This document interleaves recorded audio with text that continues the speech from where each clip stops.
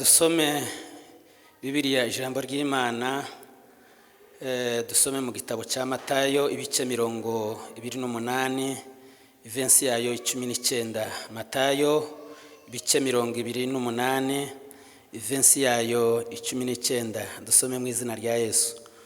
Nuko mugende muhindure abantu bo mu mahanga yose abigishwa, mubabatiza mu izina rya Data wa twese n'Umwana n'Umwuka wera.